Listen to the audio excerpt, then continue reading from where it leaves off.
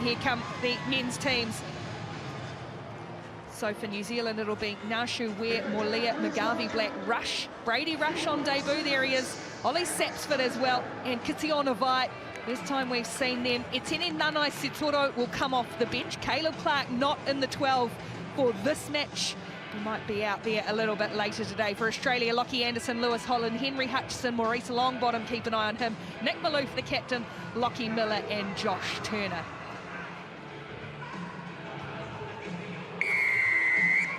So it is Maurice Longbottom, the little wizard of the Australian side, to get this match underway. It's 2-0 in this men's series. New Zealand won both yesterday, and the ball taken down straight away by Kitiona Vai. Looking forward to seeing him in action for the New Zealand team. Let's see what the All Black Sevens can produce early on. Here's Rush across for Ware, straight up through the middle. Regan Ware couldn't find a support player, but it's there in the form now of Brady Rush.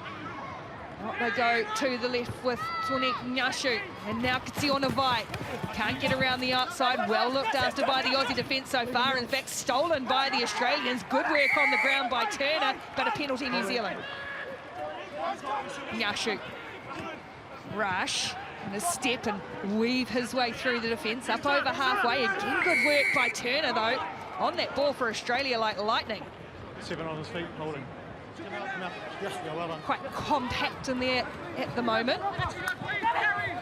Australia just getting a little bit lateral and able to just release it. Lockie Miller, is he? New Zealand again getting in that physical contest, and they'll win the ball back. Right, strong hands.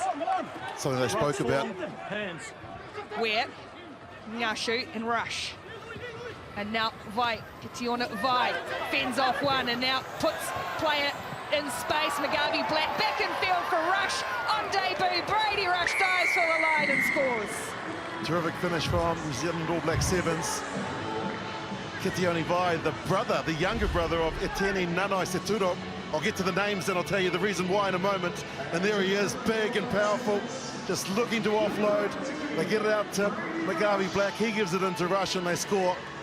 And yes, Kitiona Vai, two of the youngsters showing some real class. Maloof. Oh, there's a bit of room off him. They held off and he's allowed it create some space out wide for Lockie Anderson, who's a real flyer and been in good form in 15s too. And now Longbottom down the short side. He can scoot Maurice Longbottom, low centre of gravity, but Australia will hit back straight away. Good response from the visitors. We saw him yesterday, how dangerous he is with those dancing shoes. He can sidestep on a dime, and on this occasion, just had to pick and go. New Zealand overcommitting the amount of players that they send into that ruck for the defence. And Longbottom picked up, saw no one at home on the blind side, and just picked up that first 15 metres that got him that gap and gave him the ability to get back into this match. He is a terrific player. 15 now. Australia just caught a little bit in two minds as they track back the other way. Here's Maloof. Tackle. Ball's laid back and Longbottom will clear away. Hutchison, or whether it was Miller. And now to ground, trying to roll and get in the right position was Anderson, but it was all New Zealand ball. No, he's just good physicality over it. He lost his footing, didn't he, Lachlan Miller? New Zealand options left and right. It's walked up through the middle, and now Morlea try to put the hammer down. Ball cleared out. McGarvey Black does well. Tone Nyashu trying to find a player to link up with, and he finds the young man Kitiona Vai. Just a couple of metres short. Good strength in the tackle. Eventually the support arrives in the form of Sapsford. And Ollie Sapsford, another, making his first appearance in the All Black Sevens, scores to give the Kiwis the lead. Well, it's great to see these young men given the opportunity and also scoring their first try in the black jersey.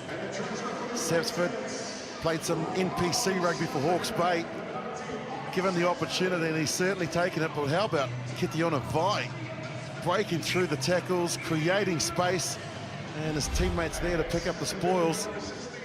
This is the end of it, just reaching out, having that ability to keep his eyes on the line, control of the ball, and they hurt you again, scoring just before the break. Yep, try for Ollie Sapsford on the stroke of half-time. It's converted as well, so New Zealand go into the half-time break with a 12-5 lead over Australia.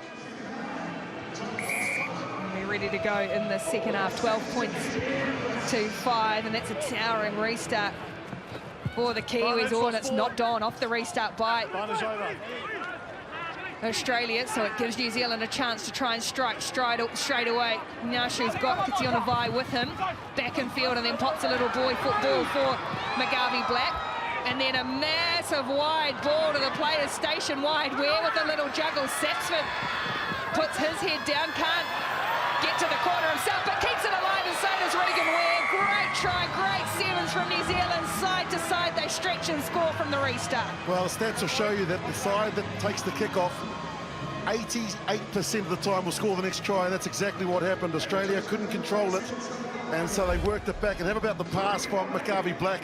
This went about 40 metres on the fly. Absolute class. That's just identifying where the space is and where my teammates are. Look at that, flying across Eden Park. And then they look to go wide. Sapsford does the right thing by bringing in 2 defenders.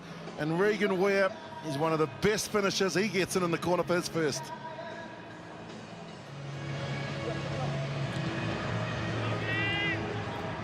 This time it's Turner who goes up to contest and is manhandled to the ground by Nyashu, who's gotten over the ball. That's brilliant strength from Shawnee Nyashu. And now taps to get away Newstub onto the field for New Zealand. Now up through the middle, there's Morlea looking for the support, and arrives in the form of that man Newstub, who then throws the ball straight into Aussie hands. Intercept by Hutchison. Couldn't get away though, and now New Zealand trying to get in and counter to steal it back. Oh, long bottom. He was off, but it's a penalty.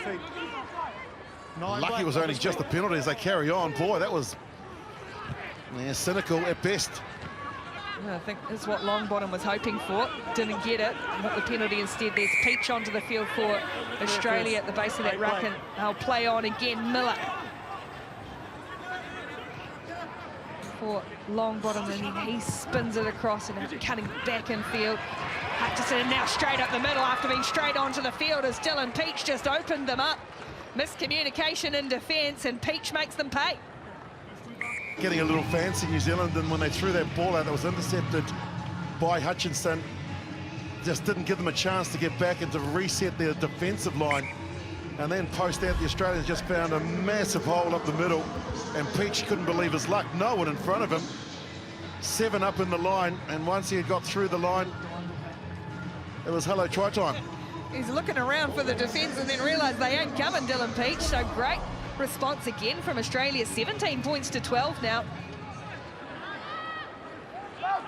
Newstub will go wide again for Warbrick. William Warbrick trying to step his way back in field. And now the wrestle. Oh, Peach has done really well to rip that out of the Kiwi hands. Good strength from Peach, and now Australia set away. Gut-busting passage of play for both teams. Ball over the top from Millen, lands in the hands of Ware. Back we go. Nicole up the middle. Longbottom needed to make the tackle. Maloof came across to help out just in time. No hands. Newstub has got it at the base of the ruck, and he's also got Maloof all over him as well. Turner trying to get in there. We saw him with a couple of good steals in the first half. Warbrick, they're at walking pace. There's a few hands on knees for some of these players. Nicole can't get through the gap. Great tackle. Longbottom down low, and now a penalty. Taking the man off the ball. Boy, that was a long passage of play. There's a few teapots out on the field. They are exhausted. 440 odd days between drinks and international sevens until they played yesterday.